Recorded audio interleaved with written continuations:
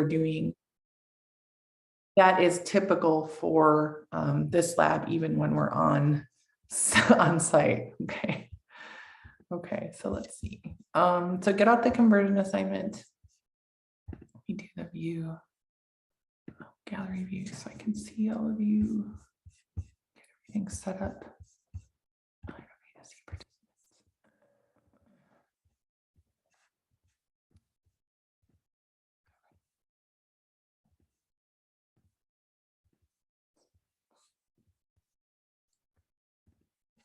Okay, so conversion assignment.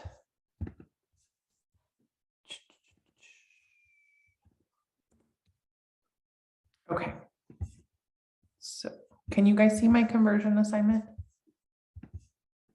Yeah. Okay, awesome, thank you.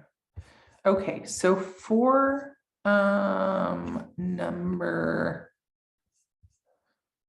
let me do my drawings. Okay, so for this last week, you had to do the back page, and this is due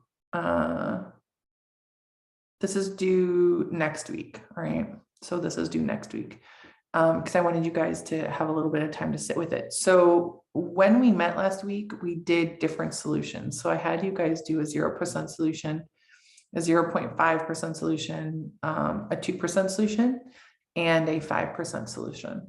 What I recommend after we finish this up, do these for glucose and for NaCl, and take them from percent all the way to milliosmoles per liter, all right? Just so you get practice with doing that. And if you want to write these out on a sheet of paper, and if you want to text them to me and have me check them, that's fine. But this is the type of stuff that you're going to see on the lab exam, how to do those conversions. Okay, so I believe we went over question 9 and 10. Is that correct? Question 9 and 10? Yeah. Okay, did we go over 11, Janet? I think so. Yes, I think we did. Yes. Okay, what about 12? How was 12? We did it. We did? Yeah. Okay. And then 13? How was 13?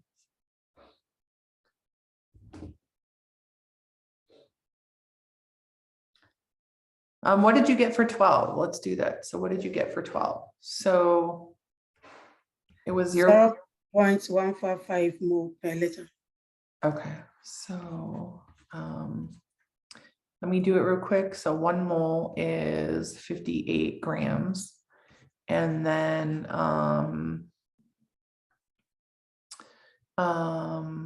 1,000 milliliters is 1 liter, right?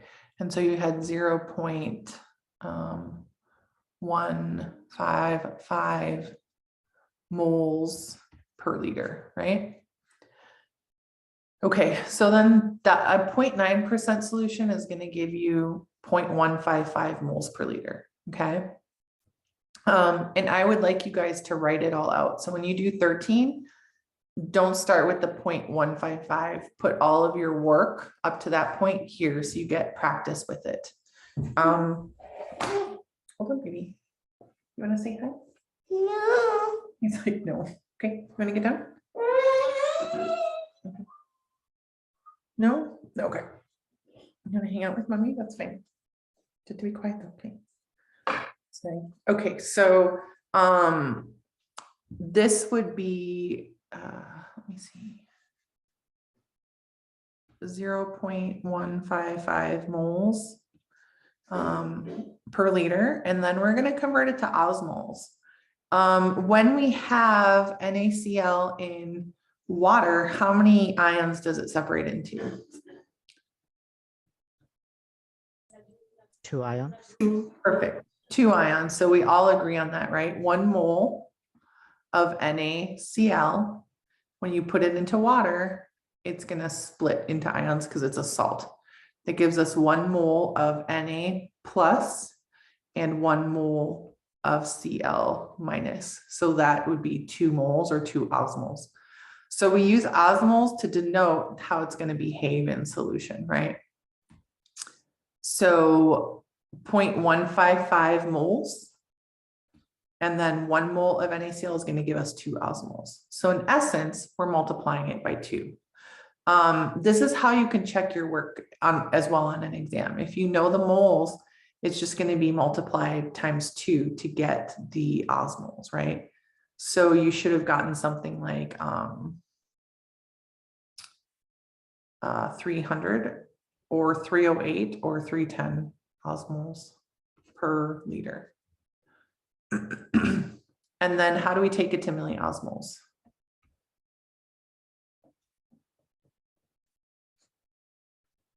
Multiply by 1,000. Perfect. Multiply by 1,000. So 1 osmole is on the bottom, and then 1,000 milliosmoles is on the top, right?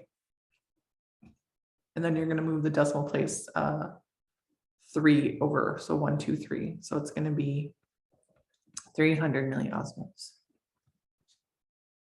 Now the goal of this whole thing was obviously to have you remember your chemistry and your conversion stuff, but to understand that 0.9% NaCl gives you 310 milliosmoles, right? That's important. So when we're talking about blood,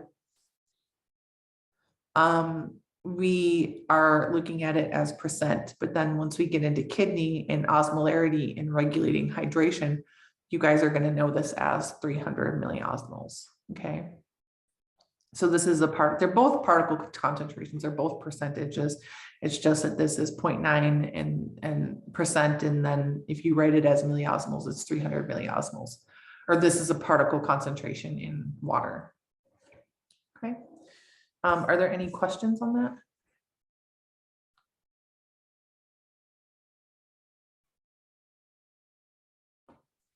Okay, let's go over the lab 1 then. How were the feedback loops, you guys? I didn't hear much from this class.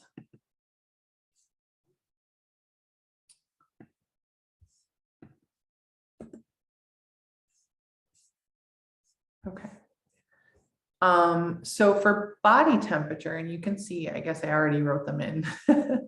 For body temperature, if you do an increase in temperature, keep in mind the sensors that you are dealing with. Remember, you always want to give a receptor. So you always want to give a receptor and you want to give a location. So thermoreceptors in the skin or thermoreceptors in the hypothalamus, each one is valid. So remember back to lecture, for sensors, you're always going to give me a receptor and you always need to give me a location. The integrator is going to be a part of the brain. So for this one, it's your hypothalamus. So those thermoreceptors in the skin are going to send a signal to the hypothalamus. The hypothalamus measures it against a set point and sends a signal out to the effectors. The effectors are the skin, sweat glands, and blood vessels. Okay, so the effector is usually a tissue or an organ. In this case, it's going to be sweat glands and blood vessels. And then your response is to increase sweat and to vasodilate those arteries, right? You're opening up those arteries so that you can dump heat to the environment and your body temperature should drop. Sorry, you guys. I want you to know a decrease in temperature as well. So if you drop temperature, it's still the thermoreceptors in the skin. It's still going to be the hypothalamus for the integrator. It could be for the effector, the skin, the sweat glands, and the blood vessels. So it still could be the skin, or it could be skeletal muscle. It just depends on what you want to do with that. Skeletal muscle can shiver. So a response, if body temperature is too low, your skeletal muscle is going to shiver so that body temperature will come back up, right? So I want you to know both of these. The one thing that students had asked me in one of the last labs is is hypothermia positive feedback, right? So if body temperature is low and you're going through hypothermia, the body temperature is going to stay low. And I told them, no, hypothermia is a disturbance, right? It's not positive feedback loop. It's a disturbance. Meaning if body temperature is low and you're trying to get it up and it doesn't work, then that's a disturbance because you're not returning back to your set point. It means that you can't get temperature back up to your set point. Okay. For respiratory rate, this is the one for respiratory. Hold on one second. Where's my mute button?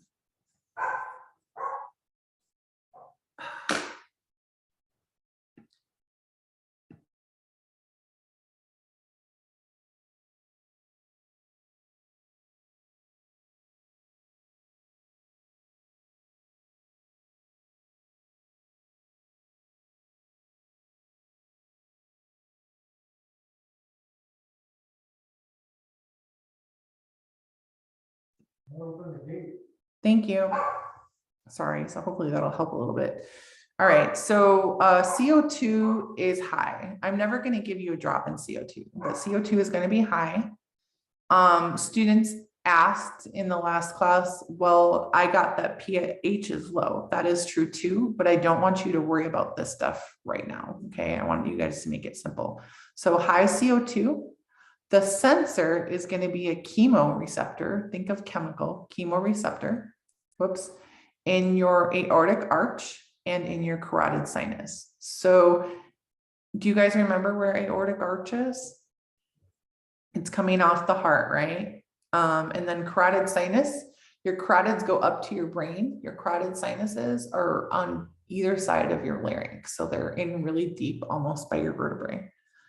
And so these are where your sensors are. These are the location for the sensors for chemoreceptors and the locations for the sensors of the baroreceptors for the next one. And then the integrator is going to be the medulla oblongata. So this gets a signal from those chemoreceptors, and then it's going to send a signal out to your diaphragm and your external intercostals. Your internal intercostals deal with maximum exhalation, so they're not the right ones. It's diaphragm and external intercostals. And so the diaphragm is going to contract, and that's going to increase the rate and depth of breathing, and that's going to drop CO2. For the effector, the lungs would not be a good effector because the lungs are the passive bags. What actually makes them expand in recoil is the diaphragm. Okay. Are there any questions on that one?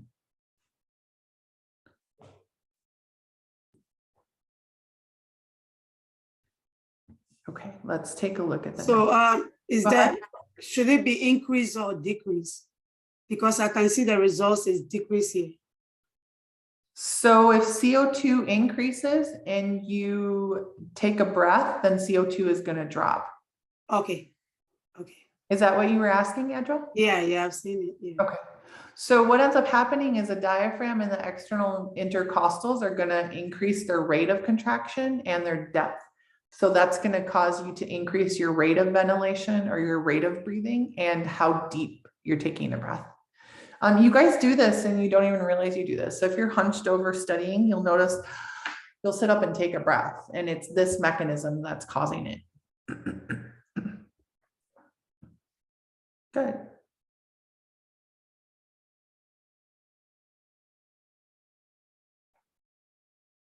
Any other questions?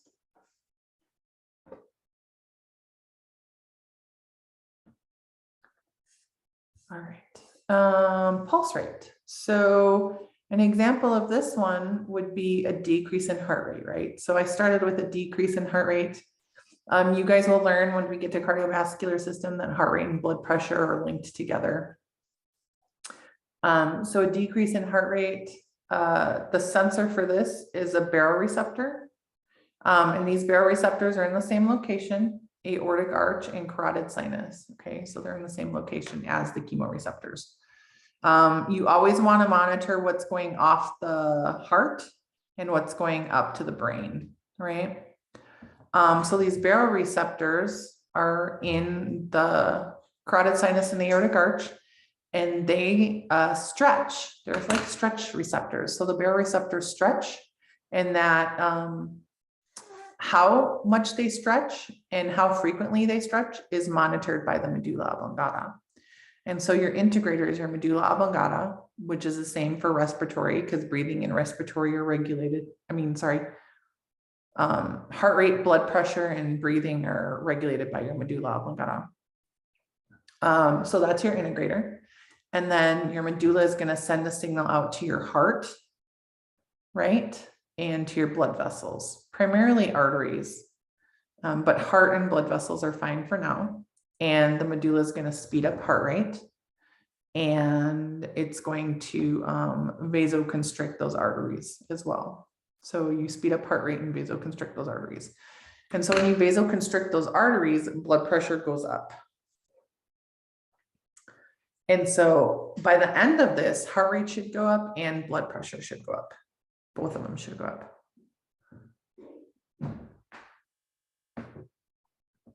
Any questions on that one?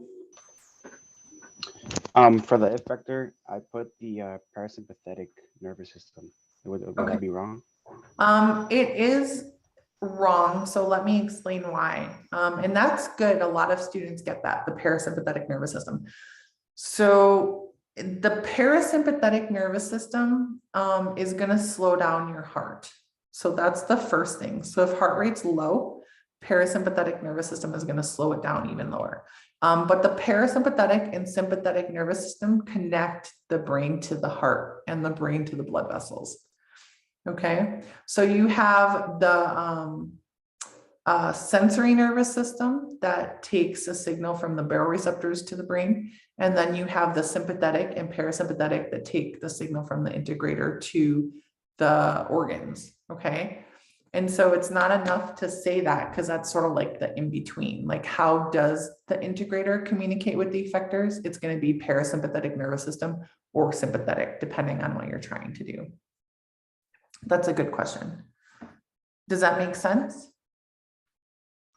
Yes. Okay, awesome. Good. Any other questions, you guys?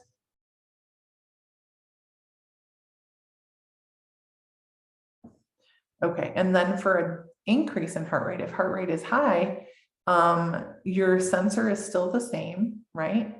Your integrator is still the same. Your effectors are still the same. It's just that your heart rate is going to drop, and you're going to vasodilate those arteries. I know it's a little messy, but heart rate's going to drop and you're going to vasodilate those arteries. And so that should cause heart rate to drop and blood pressure to drop as well. How did the graph go? So how did the graph go? Did you guys post your set points on Canvas? And then did you average them?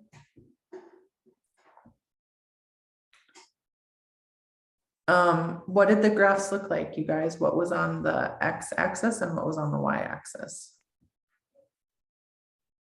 So for the graph, it's going to be from all our set points that we did.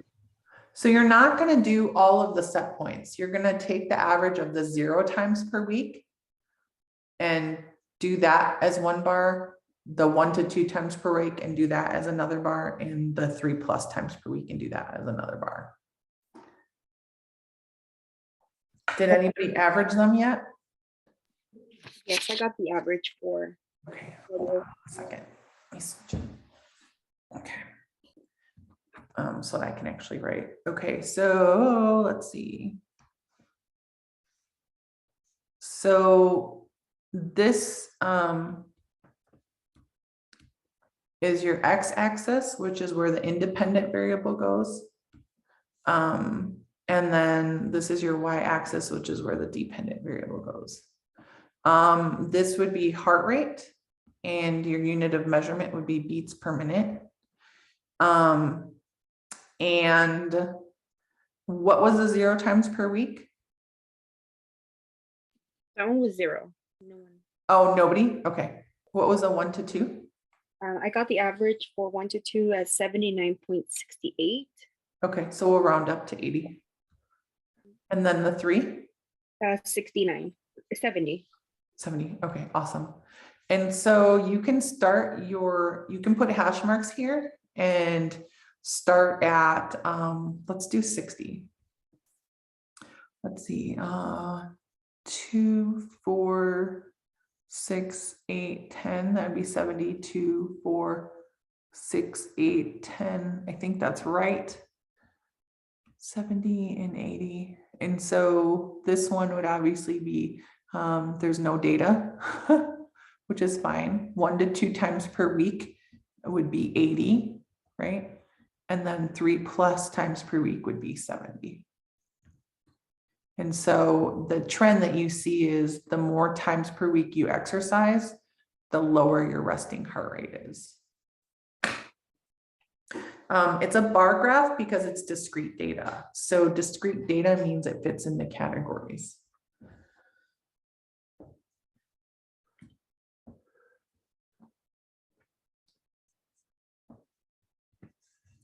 Good. And so that's what you're going for with this. So when you look at graphs or when you think about graphing, you need to figure out, okay, is it continuous data?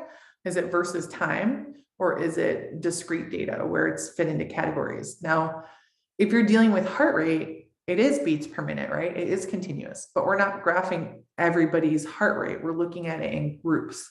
So it's going to be a bar graph. So when we look at groups, you're going to make a bar graph. So it's because it's discrete data. And then you have to figure out, okay, which one are we changing in the experiment and which one are we measuring? The one that we're changing goes on the x-axis. The one that we're measuring goes on the y-axis. And we'll have plenty of time to graph. So I'd like you to know how to graph for the lab exam and what are the rules for dependent versus independent and discrete versus continuous data. And then I know with lab 2, you have to do a couple of graphs, and with some of the other labs, you have to do a couple of graphs. So you'll get used to graphing. Good. What questions do you have for graphing?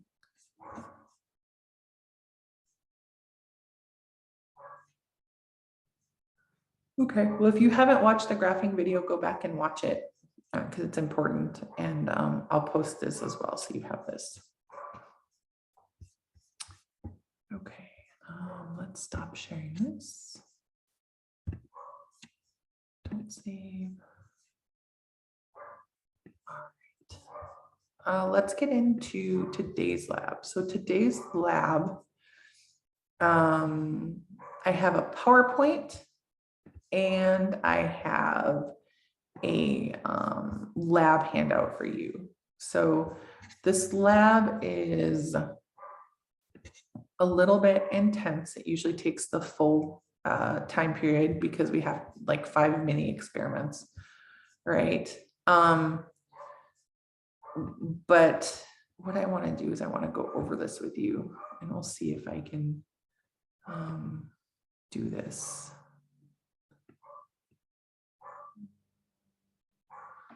Shift and see what it does. I'm going to try to share both of them with you. Which one do you see? Do you see both of them or can you only see one? You see both. Both. Say again. We see both. Oh, okay, awesome, thank you. Okay, so I'm gonna make this a little bit bigger so that I can do side by side. Okay, so for this lab, what you're going to be doing, or what we're gonna be working through is different types of, like we're working through osmosis and diffusion basically. So we're doing sort of little mini experiments to validate all these properties of osmosis and diffusion. Okay, and so let me see if I can make this a little bit bigger. Okay, that looks okay. So the first thing that we would do, and this is the little filtration portion of the lab experiment, is we're looking at a charcoal solution. So here's a solution full of charcoal, starch and sugar, right? And charcoal is a suspensoid, so there's different sizes of molecules in there. The charcoal is a suspensoid. The starch is a colloid and glucose is a crystalloid. What we're going to do is we're going to see what is going to filter through the funnel, and then we're going to see how fast it goes. So technically you would pour the charcoal solution into the filter paper, and then you would see how many drops occur in 20 seconds when it's full, how many drops occur when it's 2/3 full, and how many drops occur when it's 1/3 full. So basically what we're figuring out is, okay, we're looking at rate of filtration depending on the volume of the solution, right? So that's the first experiment. The second experiment that we're doing is we're looking at, okay, what actually gets through the filter paper, okay? So what particles got through the filter paper, okay? So let's go back and take a look. And I don't have a picture of this, but if you look at the lab handout, it explains everything. So we're going to go back to the answers, or we're going to go and scan back to what you're actually going to hand in. Okay, so the molecular activity report, where's my drawings? Let's take a look at that. So when the column was full, we need to figure out how much drained into the graduated cylinder. And then when the filter paper was 2/3 full, how much drained in? And then when it was 1/3 full, how much drained in? Okay, so let's go back and look at the picture. Oops. Okay, so here's our measurements, and I know they're a little bit hard to see, but I think I did this yesterday and it seemed to work really well. Okay, so when the funnel was full, it drained out this much, right? So I'm going to do it in, let's actually do it in red so you can see it. No, we'll do it in black. So it drained out this much. So measurement number 1 all the way through to measurement number 2. Okay.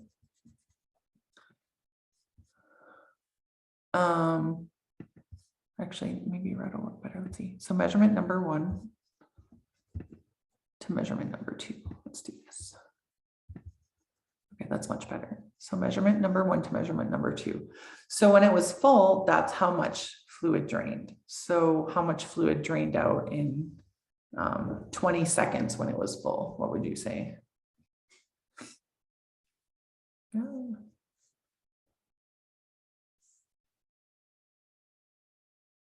So this was our initial reading, and then we let it drain for 20 seconds, and that was the final reading. So how much volume difference was that? 30 What- mils. 30 mils minus what? 0. Perfect, gives us 30. So we can write 30 mils. So, oops.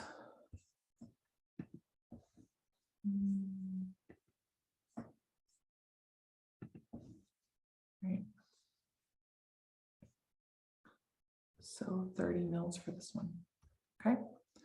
And then we actually let it drain out. So we let fluid out of the funnel because it wasn't 2/3 yet. So we let fluid drain out. And then the funnel was at 2/3, right? So we took that initial measurement. We let it drain out or drip for 20 seconds, and this was our final measurement. So this was our initial measurement, and this was our final measurement for the second one. Yeah, do you want to see if he'll lay down? Yeah, I'd say 10 minutes maybe. So what was that one? So when the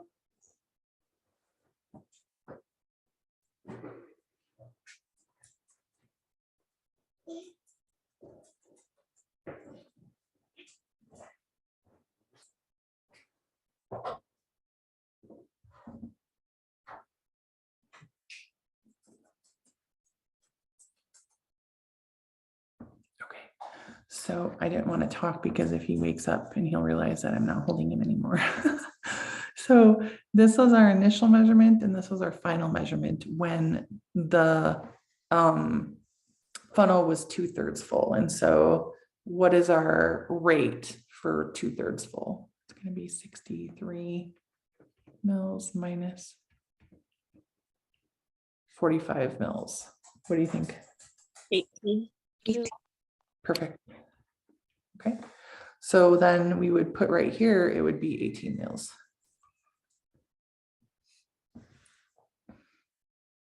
And then we let it drain down until it was 1/3 full.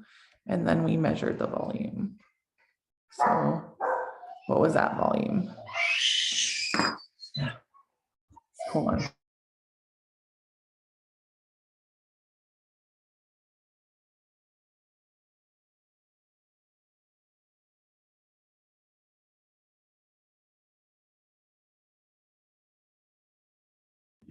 Okay, so 78 minus 72 would give us what? 6 mils. So then 6 mils is right here, right? So when the funnel was full, it drained out 30 mils in 20 seconds. When it was 2/3 full, it drained out 18 mils. When it was 1/3 full, it drained out 6 mils. So what happened as the fluid in the column dropped?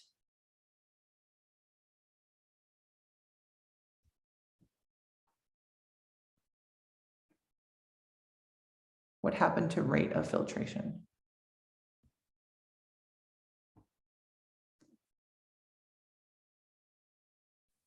As Didn't we it went, drop as well? good. So as we went from full to 1/3 full, you can tell that the rate of filtration dropped from 30 to 6, right?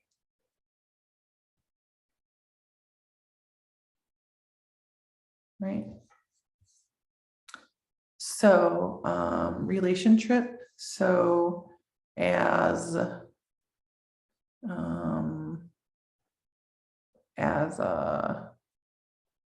let's see, volume. So as volume or weight, right? Because it went from heavier to lighter, or pressure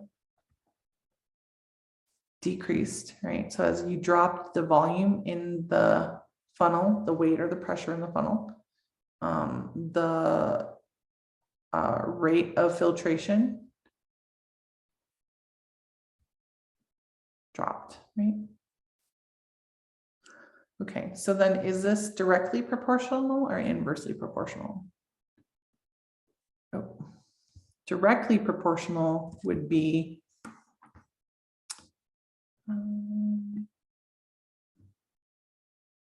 it's just right here. Would be as one variable goes up, the other one goes up, or as one variable goes down, the other one goes down.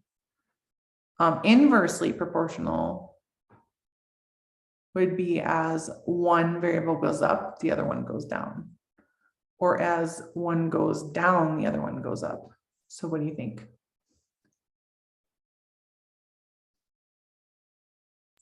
Directly proportional. Good. And so as one of the variables went down, the other, that caused the other variable to go down. So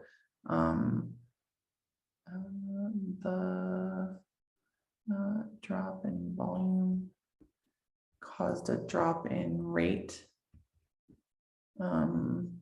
This is, so something like this is directly proportional. Good. All right, so that's one part of the experiment. The other part of the experiment is to figure out what went through the funnel paper, right? So what went through that funnel paper? And it's going to be based off of size, right? So what size was charcoal? Do you remember? Was charcoal a crystalloid, a colloid, or a suspensoid? Suspensoid. You agree with him? Yes. Okay. What size was starch? Was it a crystalloid or a colloid? Colloid. Good. And then glucose was a crystalloid. And so these are different sizes. The suspensoids would be analogous to like your red blood cells, right? And then crystalloids like glucose, we actually do have in the plasma. And so our goal is to figure out what was present in the filtrate and how we knew that. So let's go back and look at the PowerPoint.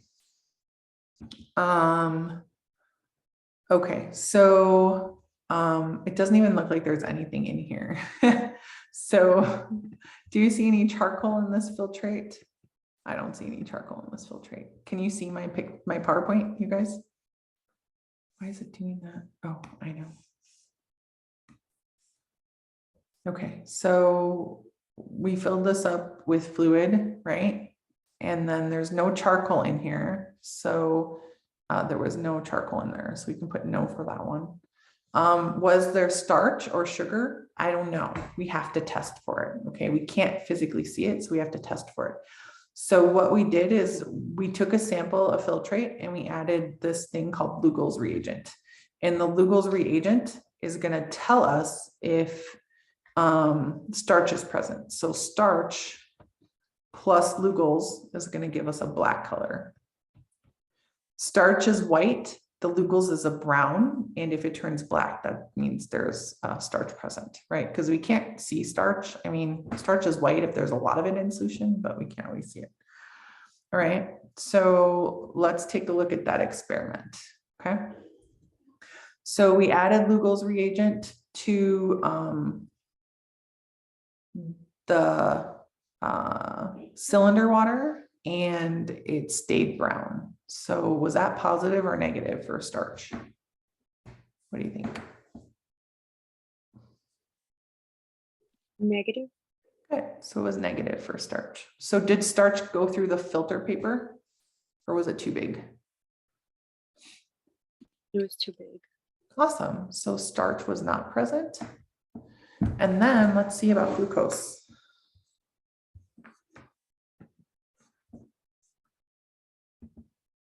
Okay, so here's glucose. I don't know if you guys can see the video very well, but for glucose, let me mark it down. To test for glucose, we take some of the filter water. If glucose is present, glucose plus Benedict's, which is right here, which is this beautiful blue reagent. It's really pretty. And heat turns orange. Okay, so orange, it tells you that it's positive. Okay, so let's watch the video.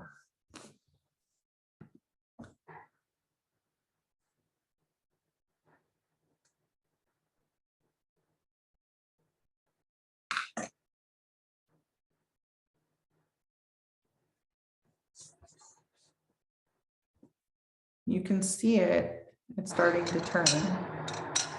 And so it's starting to go from blue to orange. And obviously there's not a lot of glucose, so it's not going to turn super orange, but it's actually an orange precipitate that forms. Okay. So was that positive or negative for glucose? What do you think?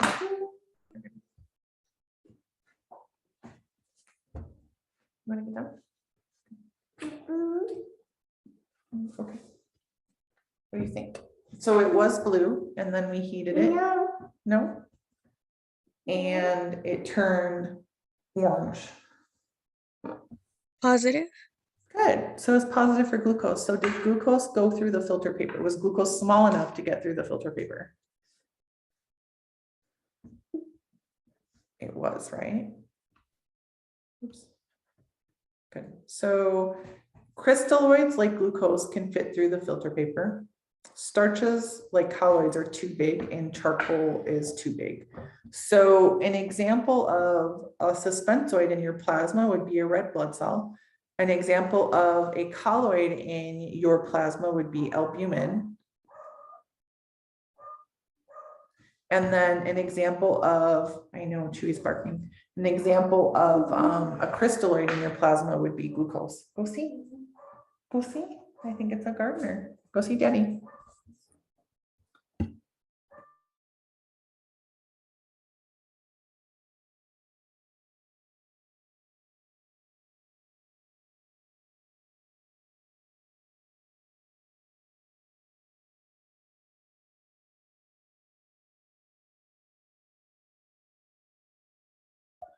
Okay, and so if it's small, it's gonna fit through the filter paper. If it's too big, it's not gonna fit through the filter paper, all right? So you can write down the relationship if it's directly proportional or inversely proportional.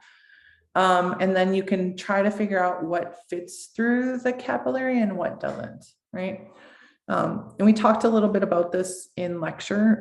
The smaller particles are gonna be able to filter through, and then the larger particles are going to be too big. And so that gives you a hint. The chart also gives you a hint. So you can do 4, 5, and 6 on your own. Let's look at this next experiment. So diffusion of dye in an agar.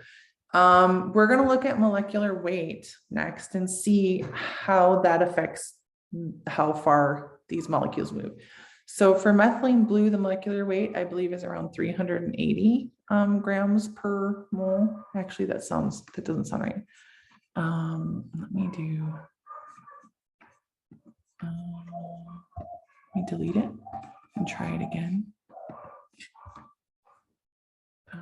320. So the molecular weight of methylene blue is 320 grams per mole.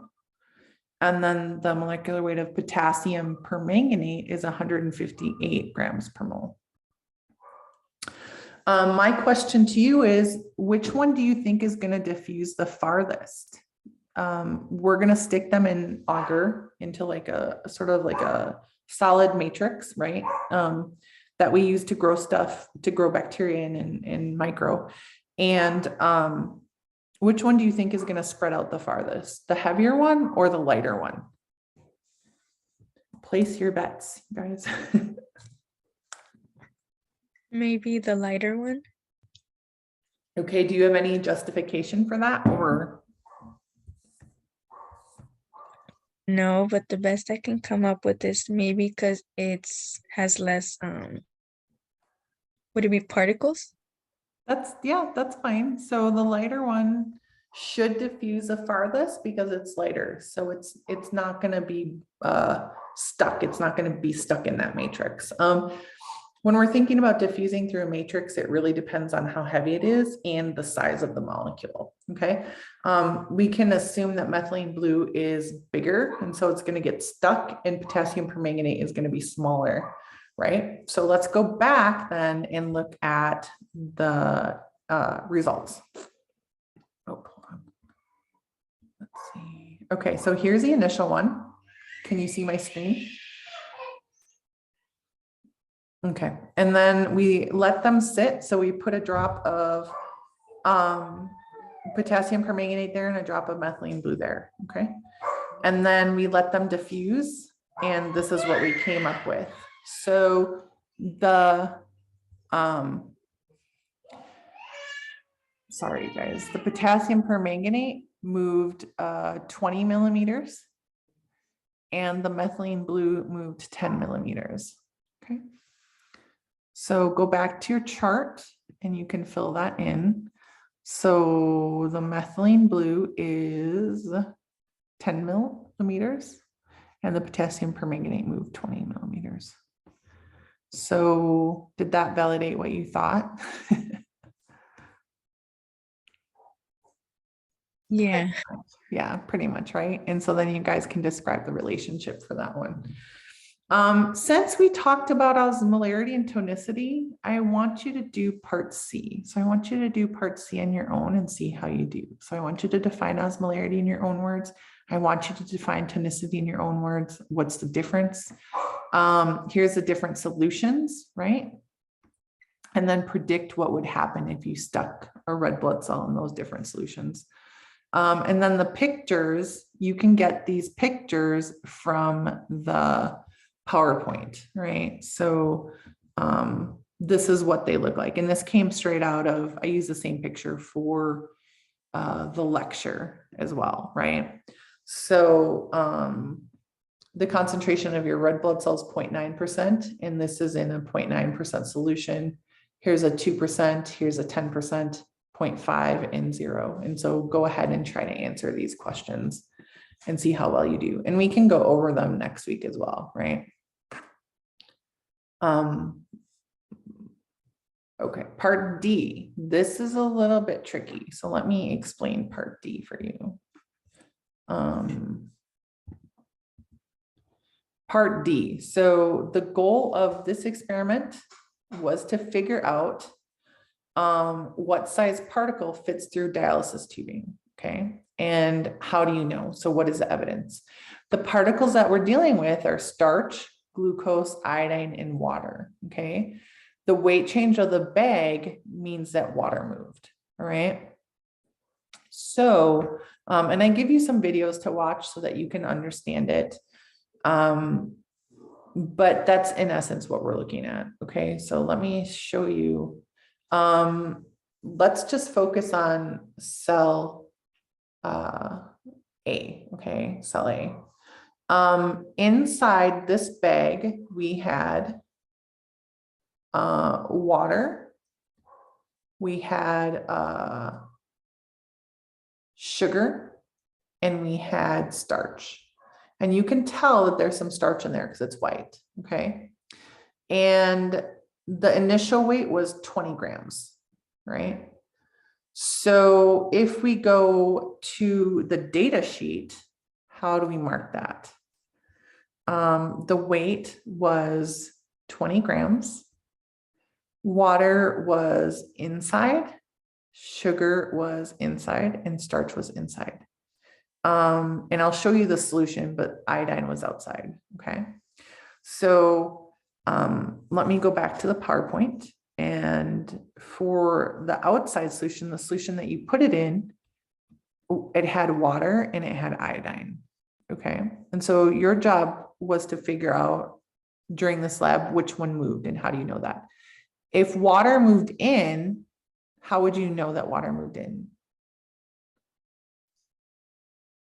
How do you measure that water moved in? There would be an increase in weight. Good. So you would see this number go up, right? If water moved out, what would happen?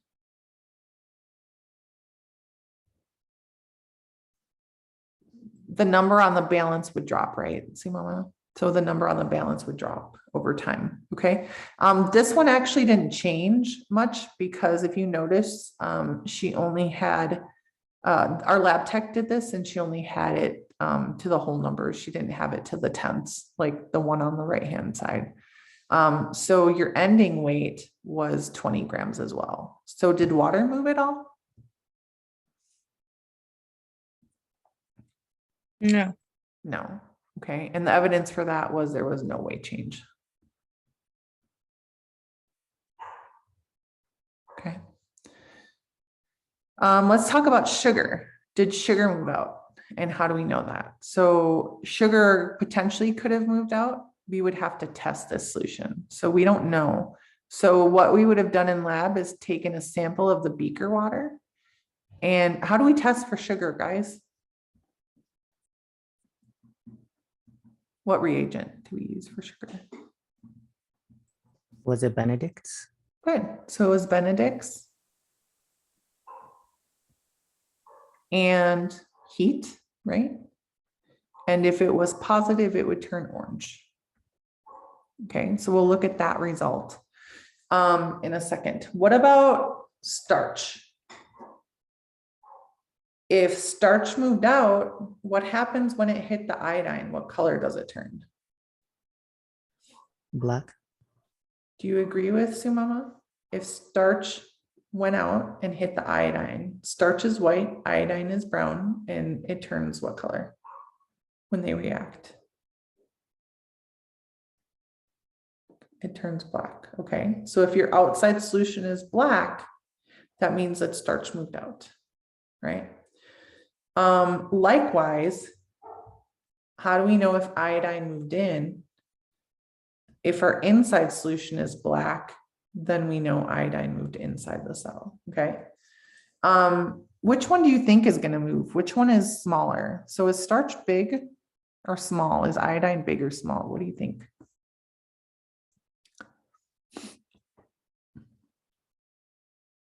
Iodine is smaller than starch. Yeah, starch is a pretty big molecule. Remember, it's a colloid, and so it's pretty big. So we don't assume that starch is gonna move. Iodine is a really small molecule, so it should move, okay? Let's take a look. So here's the setup of cell 1. Let me show you what happened. So take a look at cell 1, right? Here is the weight, and notice that weight didn't change much. Look at this color, you guys. It's black. So what moved inside that bag? How did it turn black? What moved inside the bag? Iodine moved inside. Do you agree with him, guys? Right. Yes. Yeah, so iodine, oops. What did I do? Let me undo this. Iodine was outside and then it moved inside, okay? So iodine moved into the bag. Evidence for this is it turned black. Okay. Let's check to see, did starch move out of the bag? Take a look at the beaker water. The beaker water was not black, so did starch move? The beaker water wasn't black. Good. So it didn't move. Okay. So starch did not move. Let's see. Let's try this again. Not black. Okay. And then let's check the sugar. So, okay. So then here's the sugar. So Benedict's plus sugar turns orange. So is this positive or negative for sugar? Positive. Good. So that orange color means there's sugar. So notice that inside the beaker, this isn't black. I know it looks like a dark brown, but it's not black. And then the bag, and it's kind of hard to see, but the bag is black.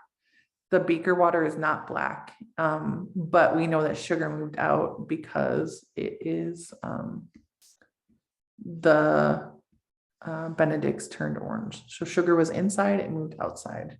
Evidence for that is that it turned orange. Okay, good job. Don't worry about C. So you don't have to worry about C, it's kind of redundant. And so what molecules moved, you guys? What molecules moved? Obviously water should have moved. So that's one of them. Water should have moved. And we would have known that because it would have changed weight. What other two molecules moved in this experiment?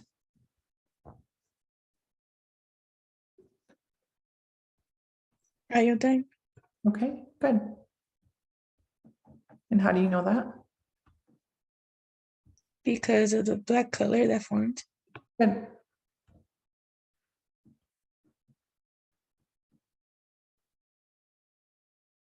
When reacted with starch, right? And then the last one that moved.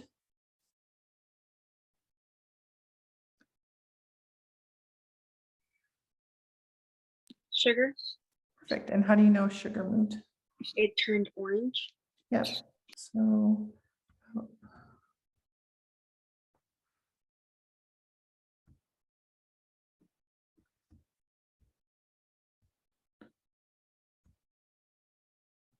perfect. Okay, good. So that's that one. Usually I have you guys set it up and let it sit for like 60 minutes and then evaluate it. The last experiment that you guys would have done is osmosis, okay? So what you would do is you would look at the rate of, should be osmosis, for different concentrations of sugar bags, right? And so you want to see how, excuse me, how much sugar moved. So let me draw you a picture. So basically,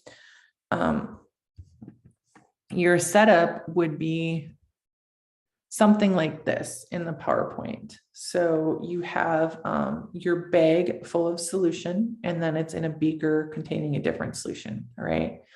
And so the first beaker was 0% solution in a 0% bath. The second one was a 10% solution in a 0% beaker.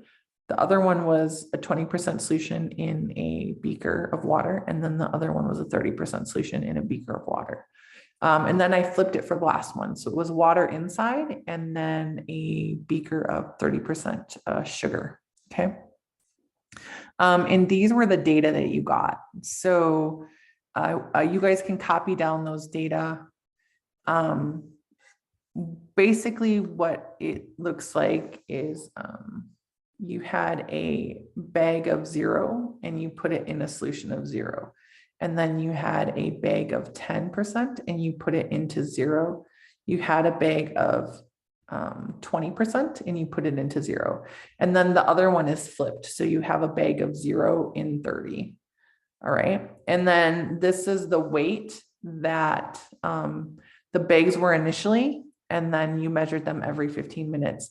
So your job is to figure out the percent weight change. So if you look at the handout, you want to figure out the percent weight change by doing the final weight minus the initial weight divided by initial weight times 100 for each of them.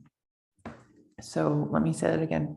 You need to figure out the percent weight change for each of them. How do you calculate that? It is the final weight at times 60 minus the initial weight at times 0 divided by the initial weight times 100. Okay. So I want you to get those percentages because you're going to use those to graph. The 0%, 10, 20, 30, and 0 in 30. Okay. Then what you're going to do is you're going to make a graph of weight gained versus time. So what the heck does that look like? This one, since it's versus time, is it discrete or continuous? What do you think? Anything versus time is always going to be. Is it linear or does it fit into categories if it's time? It'll be continuous. Yeah, it's continuous. So time is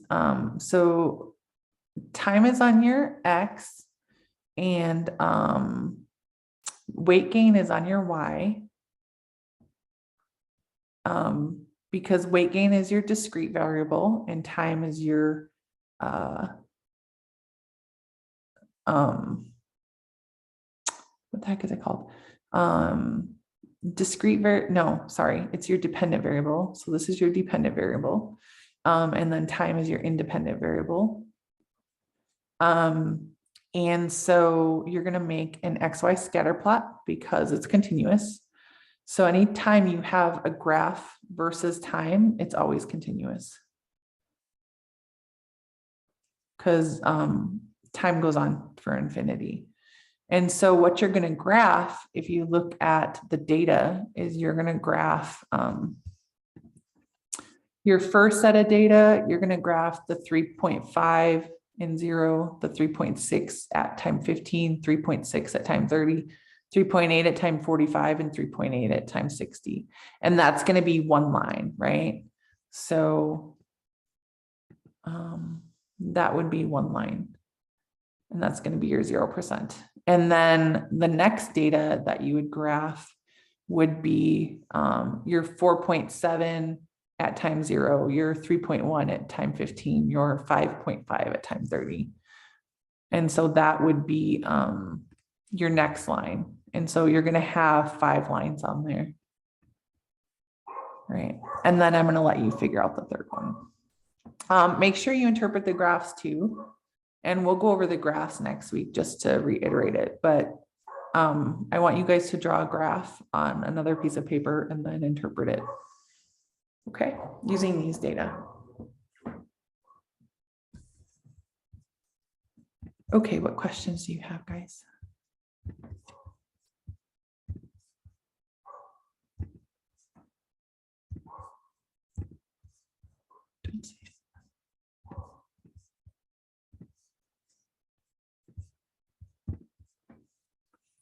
Okay, so I'll stop there. I'll post this recording. Make sure you watch the graphing recording so that you know how to graph.